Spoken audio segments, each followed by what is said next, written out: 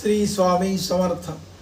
प्रत्येकाचा छोटा मोठा व्यवसाय असतो आणि तो व्यवसाय व्यवस्थित चालावा म्हणून श्री स्वामी समर्थांची सेवा आपण कशी करावी त्या व्यवसायासाठी याची थोडक्यात माहिती. व्यवसाय ज्या ठिकाणी आपण करतो त्या व्यवसायाच्या जागेला उंबरठा नसावा, घरात असावा. पण व्यवसायाच्या जागी म्हणजे दुकान असेल, हॉटेल असेल, जे काही असेल त्याला उंबरठा नसावा.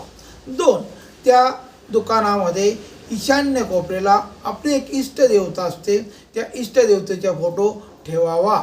त्यानंतर दररोज सकाळी दुकान उघडण्याच्या अगोदर किंवा त्यानंतर संपूर्ण साफसफाई झाल्यानंतर इष्टदेवतेची पूजा करावी, दिवा अगरबत्ती लावावी आणि त्या इष्टदेवतेला त्या दुकानाचे मालक समजून आपण नोकराच्या भूमिकेत त्या ठिकाणी वावरावं.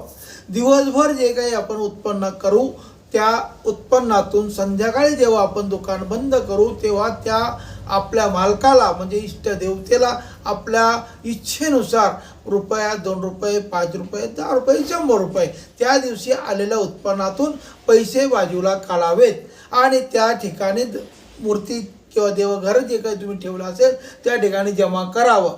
त्यानंतर जी कोणती इष्टदेवता असेल, समजा शिव असेल तर सोमवारी, मारुती असेल तर मंगळवारी आणि विष्णू असेल तर बुधवारी किंवा दत्त अवतार कोणी असेल तर गुरुवारी, आपली कुलदेवता असेल तर शुक्रवारी आणि शनिदेवता असेल तर शनिवारी किंवा गायत्री माता असेल तर रविवारी महिन्यातून एकदा त्या जमा झालेल्या पैशातून आपल्या इष्टदेवतेच्या मूळ मंदिरात जाऊन प्रसाद वाटप करावा.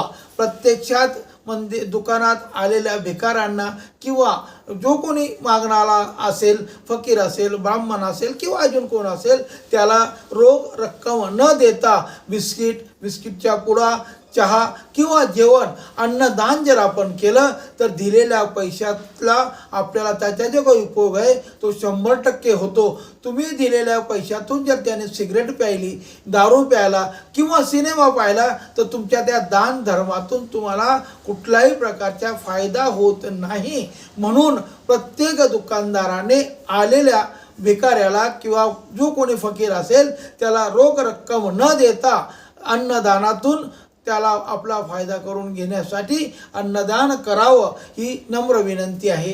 श्री स्वामी समर्थ.